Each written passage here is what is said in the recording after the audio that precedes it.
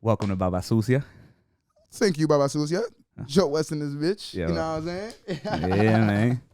So, all right.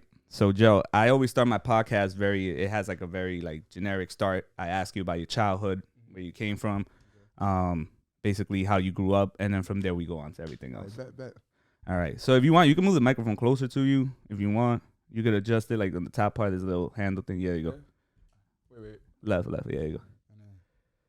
Yeah, because I didn't expect you to be this tall, bro. You like, how tall are you, bro? 6'3" this boy. 6'3". I thought you were like 6'5", bro. What the fuck? He tall as shit. I walked up. I was like, all right, like he may be tall. I'm like, he models because you can't be a model if you short. I'm the shortest in my family. Where to? For real? Well, at my brothers. All right, let's get started with your childhood right away. It sounds like, yo, there's gonna be some wild like childish, yo.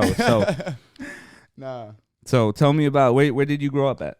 I was born and raised in the west side of Harlem. Okay. Whatchamacallit, my parents are from Senegal, so okay. They migrated here.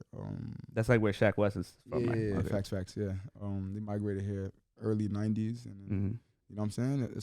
Harlem became my home and everything, and then, you know, I got 3 younger brothers. You know, I grew up obviously being African, so we had a couple dualities and identity crises that we were going through. You feel me? So, you know what I'm saying? You go in the crib, your mom telling you to pray, your mom telling you to do clean this, and then once you get outside, you feel me? Niggas start acting like they from the hood and shit like that, you know? But, yeah. So tell me about that. How was it, like, growing up with your parents? Because you told me that you're right now you're going through Ramadan right now. It's the Ramadan time. So explain to me how was that growing up as a kid? And then, like, you know how African Americans from here don't celebrate Ramadan unless like they get into the Muslim religion or anything like that. They make a friend, I guess, who is Muslim. So how was it, since you said you had an identity crisis? How was it trying to go back and forth, like your homies looking at you like, what do you mean you can't drink water, bro? Like it's hot. Nah, in the beginning, like early on, you know, you kids, so kids don't necessarily like really understand certain things, or they're not really paying attention to what you're doing. For me, I just was like, you know, I did it because obviously it was cultural and family, and you know what I'm saying, I'm born into it. So it's like, you know, at first I just thought that this was something that I had to do, something that I had to follow, and then once I go outside and I go to the African Americans or the Americans, you know what I'm saying, it really wasn't, in the beginning, it wasn't anything that they really cared about. They probably like would become not concerned, but probably pay attention once it's like the last day of Ramadan and they see everybody wearing their big, you know, African clothing and all of that. So that's when they like start to pay attention. But you feel me? Like now, like, you know, well, growing up, you know, I just felt like that, you know, I knew I was African, but end of the day, I would get treated as African and black. So it was like, you know, that duality of like, you know, understanding that I'm Muslim and I have a root, but then being here and then not being fully accepted, you feel me, in the beginning, because you know how it's always there. When you come to America, it's very hard to get accepted with certain things. They always be like, oh, he's trying to do some dumb shit. Yeah, bro. But even being black, like, you know what I'm saying, like I'm African, but then when you around black people, like, you know what I'm saying, like they, you know what I'm saying, it was like a adaptiveness that wasn't there yet type shit, because you know niggas start thinking like there's Africa is like this, or they get this perception of Africa being this, so then, you know, they treat you a certain way, call you African booty scratcher or some shit, and then that was the fight words back then. You know what I'm saying? Back in the day. You know how it is, bro. You know how it is. Yo, oh, man. I get it. Yo, I'm Dominican, but I understand. You know, it's just like, it's just like whenever they'll look at a Dominican and be like, yo, you Dominican, bro. Shut up. And I'll be like, what the fuck is this talking about, bro? What I gotta do with this? They be like, yo, y'all mad loud. I'm like, yeah, that's used to that. Yeah. Or like when I'll dress a specific way, they'll be like if I wear something like this, they'll be like, yo, you look mad Dominican right now. I'll be like, I don't know what that looks like. What that looks like? But I guess that's some African. You feel like some Dominican. You know what I'm saying? But like, now, yeah, you feel me? I dead ass just like, you know what I'm saying, just got used to it, and then you feel me? Like we got mad Africans, like, you know, Shekin and everybody else. So you know, now it's like everybody's like, you know what I'm saying, they in tune with what we doing. I see more people my age convert than ever before. I seen niggas in Harlem is saying, you know what I'm saying, alhamdulillah, you feel me? They inshallah, they really like trying to understand, you know what I'm saying, their culture, and want to know like what's more behind just being American, because obviously like we all, America is a hotel, you know what I'm saying? Everybody's guest out here, you know what I'm saying? So. It is, and then, you know, some of the people who were brought here, like obviously through slavery and stuff, they lost all their culture. So facts. They're literally like catching up, and they're like, oh shit, like they're tracing back their ancestry and shit like that too. Like everybody has, I feel like everybody has to like follow back to their ancestry and stuff. You gotta know where you come from in order to know where to go. And I feel like with all the crazy shit going on right now, like religion is probably the best savior thing that you could do, especially the Muslim religion, because then you got Ramadan to like purify your whole body. Like me, I'm Dominican. We don't do that. We just I think we're Christians. I think that's what I think it is in DR. Don't you have like what's that shit called? Lent? Yeah. Never mind. I'm telling you right now, I'm just a human. I'm just a human that be outside. I'm like, religion, when it comes to religion, I just know, okay, Dominicans are Christian. That's about it. All right. So to us, like me, I've always had like, it's very weird. I've always had like multicultural friends. My parents is weird as fuck. Like, I don't think they ever had knowledge that they were doing this when they were moving us so much, like when we were kids. That like it turned out like I had more Muslim friends than I could ever fucking imagine. It's it's through the whole like Muslim from like Middle Eastern to like black Muslim friends to like, and then when I played football, that's when it got even more. Yeah. Yo, they had me eat. I remember I was eating fufu. Yo, that shit gave me like 20. That has 20 grams of protein. You know how fucking brolic that shit made me? Yeah, bro. Nigga, the dough with the okra sauce and the fish, boy. Yo, you know. That's a healthy soup right there, boy. I don't understand. Like African food is heavy, boy. No, African food, it gets you right. It gets you right. That's why all the people over there be like this. Like this. Neck strong as hell, back sturdy, still a tight. I'm like, and you go see what they're lifting. They're lifting like fucking steel, like actual steel. They're like, what the fuck, yo? I be like, nah. Or they jumping like a motherfucker. Like I'm like, why can't I jump like this? Like fuck, man. Niggas said they actually got a whole ass little pole with like 2 steel ass bricks. Brakes, bro. They take like brakes from cars, like axles and shit. Like they lifting that. Like I'm like, what the fuck? You seen the guy that was lifting a whole engine? Was it like bare hand? You want the nigga that was playing basketball? No. Oh, this wasn't Africa. They were like, yo, look, this man doesn't even use a jack to lift up an engine. He lifted up with his own strength. I was like, yo, that is fucking crazy. My father is an auto mechanic, so it's like I've watched him like, you know, lift things that I never thought was you be able to lift. Like even when I tried it, it was like I can't even budget this. Let me just leave this. And that's grown man strength, bro. He just picks it up, and he's 63. That's still working hard as hell, bro. So I have a question. Did you play any sports when you were young? I played basketball. Yeah. I was definitely gonna ask you. What you play? Point guard? Shooting guard, small forward. You know what I'm saying? Favorite player, Kobe Bryant. I'll give anybody on here buckets. You know what I'm saying? Anybody that watched this. Now I know. Now I know if I ever do like some charity basketball game, I know who's gonna be on my team. Pick me, man. Yeah, I'm like a Dennis Rodman. Don't ask me to do anything else but get your rebounds and play defense. That's it. I don't do nothing else. If we play football, then we're talking a whole other game. Like I'll be like, all right, yo. You play college football? Yeah, I played a little bit of college football. That shit was ass. I realized I wasn't shit until I ran into some dude that was like 6'3". He was black. He had 3 kids by 3 separate baby moms, and he leveled my ass. And I said, "Yep, this is not for me. I'm going to go talk to people instead." This guy, that guy must have had a lot of anger and a lot of motherfucking like. No, I just feel like people with kids are in sports, especially football. It's 10 times more like they have something to lose. And they need to get to where they need to get to. And they're going to hurt you no matter what. And I was like, you know what? I'm not cut out for this shit. Maybe I'm going to go talk to some people instead. And yeah, that was really it. I felt the same way. When I played college ball, I played college basketball. Nah, but you playing ball and you're tall. So. Yeah, but you know, the thing is I didn't play high school ball. You know what I'm saying? Oh. Like, I almost played high school ball at Cardinal Hayes, but you almost went to Cardinal Hayes? I had a teammate that went to Cardinal Hayes. I went to Cardinal Hayes, but I was going to play ball. Years, I ain't even, I was still hooping, bro. 16, 17 hooping. Who were you hooping against and stuff? I was, tournaments. I was hooping in like, AAU tournaments and shit like that? Yeah, type shit, you feel me? And then like, not even AAU tournaments, just like hood tournaments, stuff that they would have. Like, I wasn't even on AAU, like, because I have 3 younger brothers, so I was just like focused on taking care of them. And then my moms and them was just like, just on me all the time. So I just never really had time or really put the pressure on myself to like, play ball. But then once I got to college, that's when you feel me, walked on, tried out, made it. You know what I'm saying? Damn, you were walk on? Yeah, bro. Damn. Yeah, where at? St. Mary's University in Minnesota. So yeah, I was out there, hooped. Damn, in Minnesota? Yeah, bro. From New York to Minnesota? Yeah, cold like Minnesota, bro. My mama, boy. Lil Yachty is too cold. You feel me? He taught me how to vibe out there. You know what I'm saying? Like, how was Minnesota though? It was from a New York nigga that's mad dark, and from Harlem and African. When I went over there, like Like, it was a culture shock for them. Culture shock for them. For me, it was like, it was culture shock for me too, because you know what I'm saying, I didn't see that many white people in one place, but it was just on some shit where like mass snow bunnies, mad at them. You feel me? I'm dark. You know what I'm saying? You could tell they ain't never seen nobody this dark before in their life. Some of them niggas is from Iowa. They were like, "Oh my God, Jamal." My name is Joe. My name is Jamal. Joe. Jamal. Yes. Whatever. My real name is not Joe. What was your real name? Oh, yeah. Nah. Never mind. But you know, my real name.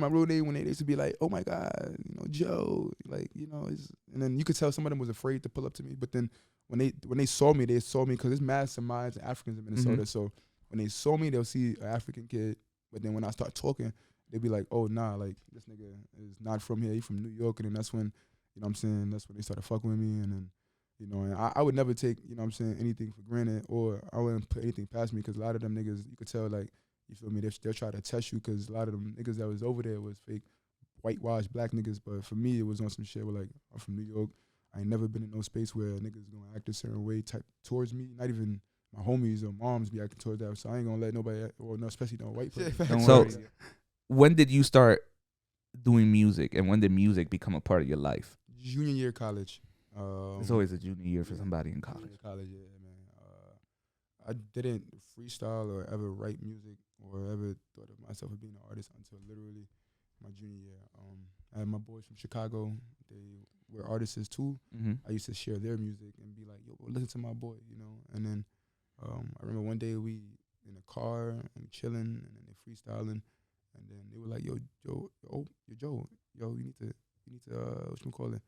Get your what you rapping? Yo, you from New York, you know, you come on, man." And we was in Minnesota. Shit, they got you. They fucking got into your head. They're like, you need to do this, bro. Yeah, you from New York, bro. Like, you from Harlem, from Brooklyn. And you got high too. That's the crazy part. That's the thing. A lot of rappers are normally like 5'3", 5'3", 5'10". 5'10", 5'9", 5'8", 5'6", 5'11", 5'11", and then you walk in, you're 6'3", and you're like, yo, what's up? Yeah.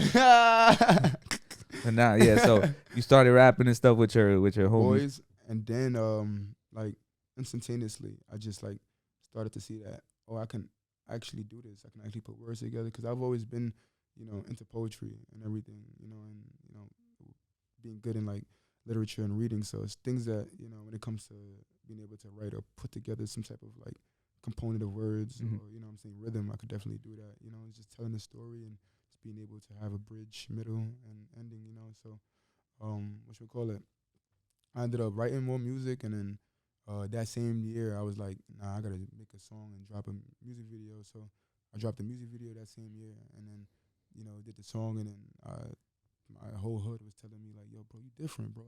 I'm jacking this, bro. It's different, bro. It's not I fuck with it. And then I was like, okay, this is good reception I'm getting. Let me keep going. And then I kept going, 2017. Then started dropping way more music, and then dropped my first project the next year after that, called Wicked Kid from the West. And then 2018 graduated, and then I was like, no, you got shit. Yeah.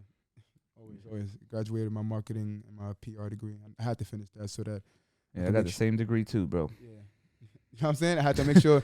My mom. I have a question for that, because you know how Dominican parents, any minority parent that hears that their kid wants to become a fucking rapper, it's like, or anything within entertainment, it's a fucking fight in the house. They want to fight you. Let me ask a question. How did they handle that? I ask everybody that. I always ask them that. How did they handle that? So my parents didn't know I made music until like I hid it from them the first 2 years, until when was it? A day after I graduated. Okay. Yeah, that day after I graduated, I told them, and I said, Mom, I'm rapping. This is gonna be my career, and it's gonna be my endeavor. And it wasn't just my parents there; it was my aunt, my cousins in there, and my uncle. He's the vice president of Citibank back in the day, and he's like, you know, a huge businessman out there. But he was the guy that, you know, everybody respects in the family. But he told me, he was like, yo, what you rap? And my mom is like, what are you doing? Wasting your time. My father over this is dumb. Stupid. my father looking at me. He didn't even know what to say. He just looking at me like I just seen it. I'm like, you don't even need to say a word. I could see it all in your face. And then my uncle was like, "Can you write?" I was like, "Yeah." "Can you produce your own beats?" I was like, "Nah, not really, but I can try. But I'm good at rapping. Though. I'm good at the important part. I'm good at the important part." And he was like, "Okay." And then while my mom and my dad is over here just like losing it, he was like, "All right, if you could do that, you finish your degree, do what you needed to do, go pursue it. But when you know it's time for you to stop or you can't do it anymore, just know when it's time so that you can be able to provide for your family and everybody." And I was like, "I bet, give me like 3-4 years. You know what I'm saying? I'm gonna do it." And then takes 5. Takes 5. You know what I'm saying? But then that's exactly what happened, bro. Like, I got signed in 5 years, 2023. You know what I'm saying? So once I told them that, like literally my parents and my mom, my dad, and our relationship kind of like got like weary because now it was like they feel like I was going against them. So I was just always like pursuing it and making it go harder. And you know, their support wasn't in the support of music, but their support was always making sure that, you know, I'm good like any other parent should do. But you know, I didn't have that support, you know, when it came to music in the beginning. But I kept on going and going and going and going, and then, you know, luckily it was probably like mad annoying, right? Like the strenuous relationship, like this motherfucker's gonna go do that music. So my dad, like, it's crazy because my father used to be like a dancer, and then like at times I would tell him like, yeah, you know, I'm working with these rappers, yo. I told him, I said, Dad, I met Sandra Bullock. That I think that's the only time when he kind of like looked at me and was like, "You met Sandra Bullock? Yeah, it's my baby." He was like, "Yo, you know, every minority dad loves that bitch, bro. They love that bitch." So when he saw her, he told me, he goes, "You got to meet her?" And I told him I met Anne Hathaway. He goes, "What? What, girl?" I was like, "Yeah, all those women, bro. All those women." Kate Blanchett. I told him, I was like, you know who Kate Blanchett is? Kate Blanchett is Thor's sister, the one that broke Thor's hammer. Yeah. That's who I met. I was like, "Yo," I told my dad that. He goes, "What?" I was like, "Yes." Nah, but Sandra Bullock though, that's Blind Side. That's the Blind Side. That's Miss Congeniality, right? Mm-hmm. You know what I'm saying? Miss Congeniality. I forgot about that. Ooh, Sandra Bullock is bad, boy. She know what she doing. Nah, she was bad. She was bad, especially at that time when I saw her. That was when she did the movie Ocean 8 with Rihanna and all that. I didn't see that movie though. Yeah, no. I met Aquafina too that same day, because they were all there. They were at the Met Gala and stuff. Mm-hmm. So they had like all the fashion stuff from the movie and all that. It was pretty dope. It's crazy how your father, my father was in entertainment. My dad was like a dancer and shit. Wow. He used to dance all over the country, all over the world. Wow. All over Dominican Republic, all over the world and all that shit. I think he danced for Pablo too at one point. So I guess that's the creativity and artisticness came from him to you though. Yeah, but I wish, you know what, I wish I was good at singing. That was it. Yeah. I could sing a tune. I just need somebody to write for me. That's it. But you could sing though. Yeah. If they asked me to, I could. But yeah, man, most of the artists that's in the game, that's definitely. I used to be a tenor in high school. Word? Mm-hmm. Damn. Yeah. Nah. Yep. Nigga, so what's up? You ain't gonna take the music seriously? Nah, never. Why? Because that ain't me, bro. I'd rather do. I'm more funny. I do funny shit too. Like I'm more of a funny person. I'm telling you right now, the music game is like. It's for the opening, but it's still kind of like it's still difficult. But the music game is shifty right now. You know what I'm saying? Like, it is. It's really on. It's a shift where they're not that they're looking for it, but people, because people say they're looking for it, like who's they? You know what I'm saying? But people are looking for, you know what I'm saying, personality and music, and looking for someone with character, like how you said, how Japan, where they hold, you know, artists accountable. Now, like, of course, America probably wouldn't get to that level of. I wish they did, because right now Playboy Cardi wouldn't be doing all his bullshit that he'd be doing, bro. I'm supposed to go to his concert mad times to cancel it. OD. I told my boy, I was like, that's a scam. He wasn't gonna cancel it. I mean, he knew what he was doing. He said that he was gonna have a concert, and then it got me tight. And Lauryn Hill coming late to her show and concert, and then get mad when we get mad at her for coming late. Late, bro. We paid money for you to be here for 3 hours. You gonna come here with 45 minutes left? It's crazy. You know what I'm saying? But you know, it's like the music is shifting where we're looking for artists that are actually artists and not someone who's like confounded by the business and confounded by the followers and the jewelry and everything. Like literally, we're in one of the most craziest times ever. So it's like, what are people trying to seek? Like when in the 90s or in the 80s, when you go through certain wars or anything, people kind of like search for an escape, and that would be music. That would be listening to something that hit the soul. And right now, we like are not making things that like, you know, actually can like benefit the world. You know, like we remember when freaking what was it? It was a Feed the Hungry and it was a hunger. Africa hunger thing that happened in the 80s, and they made We Are the World, you know what I'm saying, with Michael Jackson and like things like that where they're not made, like then an earthquake that happened in Haiti, and then they did it again, and just like music is meant right now to, and music is it intertwines with current events and how everybody's feeling. So the way the world is feeling right now, we all like are looking for some sort of like. I believe that shit was going on in Haiti with the Clintons. Yeah. That was them. The Clintons, they have the Clinton Citibank. Yeah, they got their hand. They got their hand on what's happening in the world.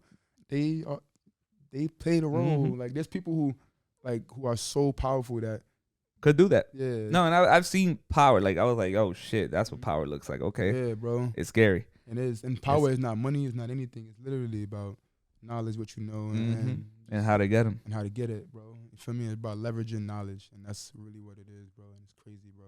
So, what was like the first song that you dropped? First song I dropped was a drill song. Okay. 2016 called Average Joe. I'm always on dirt. I forgot the song. I was like, I'm always on dirt. I'm sipping this. I forgot the song. I forgot the song. It was so fucking drill that I remember. I think it's the reason why I erased it. I erased it because, like, I remember when I first dropped it. It was like, nigga, Omar, that's you.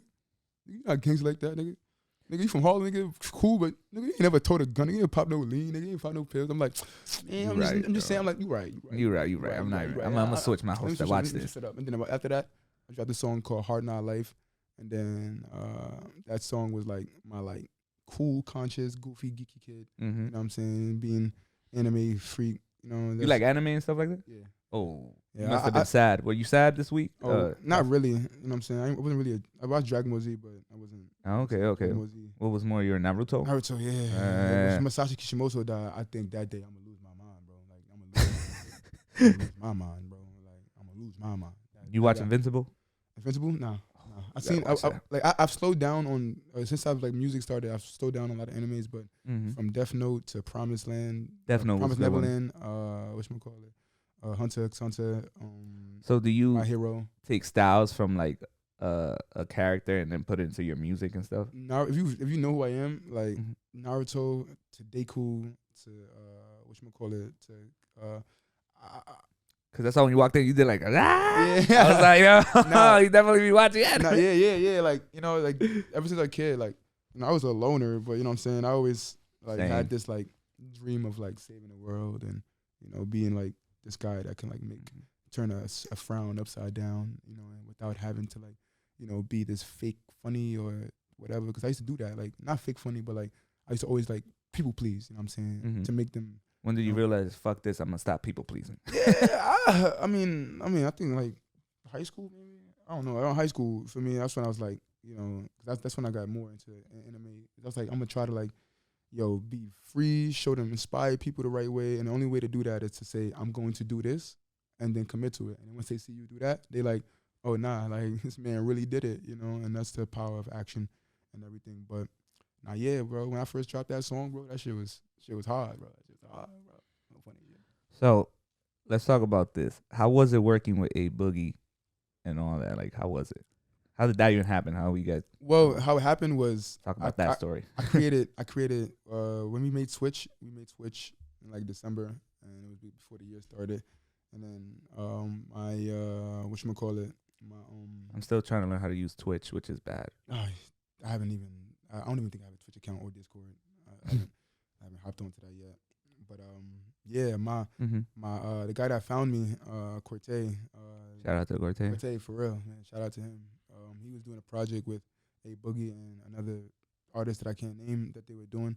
And I guess after we finished the song, he was in the studio with one of them, and then the idea of, you know, having A Boogie probably feature it was probably one of our first ideas in the beginning. And then he told me to send him 2 songs, and then he sent the 2 songs to A Boogie. And then he got on one of the songs that I didn't expect. I thought he was going to get on the song that I wanted, but he got on the song that I didn't expect. And then he sent it back. And then when I heard it, I was like, oh, nah, this shit hard. This shit is really dope. You feel me? And yeah, man, like, niggas came back with the song. I was like, yeah, prepared it. You know, the whole month trying to prepare the release. Ended up going on tour with him in Maine. Met him, performed. We was in the back chilling. How was it going on tour? It was dope. It was dope. Right now, it was a day before the big tour, the tour that potentially I'll be going to. It would be in Europe, but that's after. That's during April. But he had a day before the tour started, before the European tour started. So he was in Maine. It was dope, man. I met Lil Tyler. There was a guy named Partisan or Party like that, and then another my other homie that I met out there named C Dot. But yeah, I met A Boogie, and it was dope for me. Like, you know, just the fact that he has African managers and he grew up around the African community. He just came from Gambia. You know, he's my age. You feel me? Like, we born in 95. Wait, he's our age? Yeah, 95. A Boogie 28. What? Yeah, well, I always thought that nigga was older than us. Nah, 28. He's bro. our age. He's our age, bro. Get the fuck out of here. Word no way. too. 95. He's born December 95. Yeah, bro. I thought he was like 30. He was like a lot older than us. That nigga only like a month older than you, bro. Or like 3 days. Get the fuck out of here. Like a couple weeks older than you, bro. That ass. And then you could tell by his movements, like even your movements, by like us 90s kids or like. What? I'm in shock. I thought he was older than me. Cause when I was in like kind of like what freshman, like sophomore year and shit in college, I was like, when my shit and DTV is all out and shit, like you thought that nigga was old. I thought he was like 31, 32, but the homie was 28. I was like, word, bro. And his aura, like our aura is like we're independent. Like we're the cross between, you know, being able to live without tech and then being able to live with tech. So it's like, you know, we have this like, you know, ability to. Yo, that's the same shit I be fucking saying. Yeah. That's why I look at my cousin. I'm like, nah, you're weird, bro. You're a nerd because you stay on your computer at home all day. When you was a kid, you wasn't outside getting beat up and going back to go play video games. And they don't understand. The moment that they shut down, like the thing is like the tech with tech is like everything could be shut down in an instant if they decide to. You know bro, you could be in your Tesla. They could be like, shut up. Shut up. Boom, bro. Your information data, like before, like kids don't even know how to write in script or they don't know how to go cash in a check or go do certain, like, you know what I'm saying, call certain people. They can't even hold a regular conversation because of how they're on their phone, bro. So it's like, it's crazy, bro. That's why it's like, you know, we're the cross generation. And A Boogie, when I met that dude, it was like, I could tell homie was mad cool, humble, you feel me? He loved what he do, you know what I'm saying? He's still learning life like how we are, you know what I'm saying? So, like, homie was mad dope, you know what I'm saying? We macked inside his room for like 30 minutes, you know what I'm saying? Chilled, 45 minutes chilled, and my team met with his team, and, you know, it was a good vibe seeing everybody there, you know, a little Harlem Bronx connection. Hell yeah, that's dope as hell, bro. What? That's even more crazy. I'm like, damn, he's really my age. What the fuck? I thought he was old as hell, bro. It'd be crazy as fuck, bro. Nah. And then now you say that, now I could kind of see it. I'm like, wait, he is kind of like, he is kind of age, bro. You know what I'm saying? Yeah. And then also you worked with Zeddy Wills too? Oh yeah. I didn't work with Zeddy Will. We have the same PR. Oh, okay. And the person that found him and the person that found me, they're very, very, very close friends from back in the day. And, you know, it's like, you know, these guys are really trying to create something new here in New York where, you know, you have artists with it's different. Yeah, it's more like, normally New York was always like, I'm not going to show my personality unless it's like with my fam and my close peeps. Yeah. Like on camera, I'm going to be mystique and real, like, you know, rigid so that, you know, I'm going to keep you on your toes so you don't know who I am. I always say this. I feel like you could always be a mystique dude, but you could also be a fucking mystique funny dude. Funny dude, yeah. Yeah, like, yo, he's a mystery. I don't know. He's a wild card. I don't know what he's going to bring. That's how people, I think, look at us. Like, for me, people be looking at me like, what is it? The more that every time I see them, it's always something new that they found out about me. You know what I'm saying? Always something new that like, oh, this person is into this. So you did this. I'm like, my brain just works wherever it works. You know what I'm saying? And wherever I'm at, like, your brand is kind of crazy because now you speak about work and with anything really, bro. You literally did fashion too. Yeah, I'm a signed model. I'm signed. Yeah, you're a model too. That's insane. You're basically you're a fashion rapper, bro. Fashion. I mean, what the fuck? I mean, on accident, bro. The label, yo. The more and more you make it in both, the more and more it's gonna just happen. And it's like fire on fire. Like, you know, if the music is burning, the fashion gonna burn with it. You know what I'm saying? And I don't even mean that in a bad way because I think fashion rappers are dope because it's like you don't have to. You're not representing nothing of the streets. Yeah. Got nothing to do with the streets. So a kid could look at you and be like, "Yo, oh, I could definitely like." Why I used to love ASAP. ASAP was my guy when I was in high school. What? Bro, there's nobody could tell me different. I was like, ASAP is that guy. He don't even talk about aggressive shit. He reminds me of what I aspire to be as I got older and stuff. I was like, that's that jiggy shit I'm talking about. Same. That's the jiggy vibe that I be. Like ASAP, Rocky, Tyler, and like Kanye West. Like Tyler, Creator. Yeah, those are my three like guys, bro. Yeah, bro. Like I really like try to like, you know what I'm saying, from an energy standpoint. I used to love early Tyler. When Tyler used to be wild, and then like where he kind of like softened up because he was like, I gotta make money. Yeah, I can't keep doing soften up. Also like the Tyler that we seen when he started to go from I think Cherry Bomb to he just grew up. The Flower Boy, like that's when he really started to.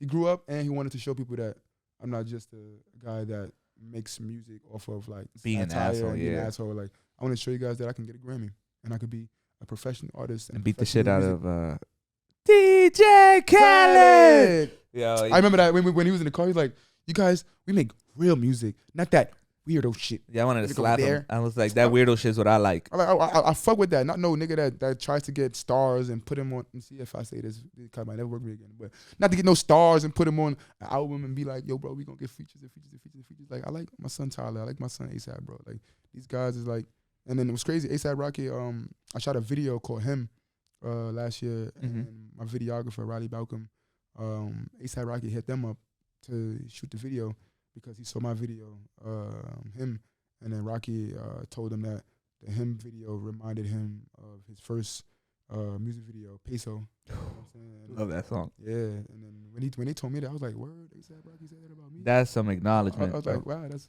kind of dope." And he said that inspired him to make. It was one of his many inspirations to make the music video Riot. So love that song too. Yeah, bro.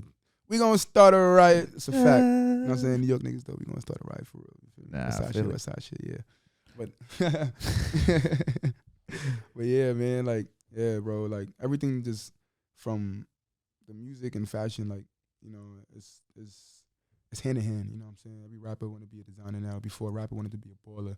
Now a rapper want to be a designer want to be a rapper type shit. But designer and rappers are hand in hand. But I don't think a designer could try to be a rapper, but a rapper could be a designer. In both. Yeah. They could do both. Facts. Because look at Kanye, and look at Adidas stealing all his shit. Look at Pharrell. Exactly. Look at these guys. Yeah. And Virgil's homie too. Who? What's his name? The one with the beard and the hair. He's another designer too. Virgil's friend. Talking about the dude that he designed for Supreme. I think. Yeah. The big dude. He kind of yeah. He has like a beard and shit, like a hefty beard. Hefty beard, and he's like big. He looks like some futuristic, like. He's fighter. Black though, the dude. I know. Yeah. I'm trying to remember him. Is it Trey? No. But him too. Like those are great designers too. Yeah. Facts. And you know, Harlem is naturally music fashion. Harlem's always been fashion. From what's his name? The dude that used to build suits for people. Ooh, Dapper Dan. Dapper Dan. There we go. I was mad as hell. I was supposed to meet him like 2 times. I went to an awards movie. You know the movie awards that they do in Harlem, where they give like awards for like black created movies. Wait, you been to one of them? Yeah. You talking about the one on 116? I think so. It's right next to like a Chipotle. No, Shake Shack. Right in front of a Shake Shack. It's like a church. Oh, it's on 2/5, 2/4. Yeah. No, it's in Harlem, right? Yeah, Harlem. Because they literally called it the Harlem movie thing. It's like a movie festival thing. Because that's how I went to school for theater and comedy, and I got a minor in public relations. Okay, good. So that's why I say like I do the comedy part. Like, yeah, that's dope. That's dope. So you know how to brand yourself and be able to like kinda. But it's starting to get harder now because I can't keep doing everything myself. Like I'm gonna need somebody to represent me and shit. Because now it's starting to get like a little too difficult. And represent shit. You, but in the PR wise, to get my brand out there more. Because I could do it, but it's just like, come on, bro. I ain't trying. I gotta worry about mad shit. Like that's life. That's how I felt. And then in the beginning, when you do have them working with you, it's like. You don't understand, but then after that, it's just your body and your mind realizing to accept help and change. Nah, yeah, I'm already at that time where I'm like, nah, y'all gonna do what y'all doing, I'm gonna do what I do, and then just tell me where I gotta go, and that's it. Like I'm more. I've always been that type of discipline, like not even discipline, like even as an athlete, I was always like, yo, you need me to what? Oh, you want me to disrupt the plays? All right, cool, I'm gonna go disrupt. Facts. That was it. Like that's all I like. I'm always really good at like, yo, if somebody's telling me and they're gonna handle everything else on the back end, they just want me to do that. Easy. Do all that. I'll do whatever the fuck you guys want me to do. Yeah. But so what projects have been like to good importance to you that you were like, yo, oh my God, this is like amazing, that made you feel real good and everything like that? Like my projects? Yeah, like a project that you done that you were like, yo, I didn't expect like such a great like feedback, like or something like that. Or do you always expect like a good feedback? My song, when I dropped my what was it? Wicked Rebirth.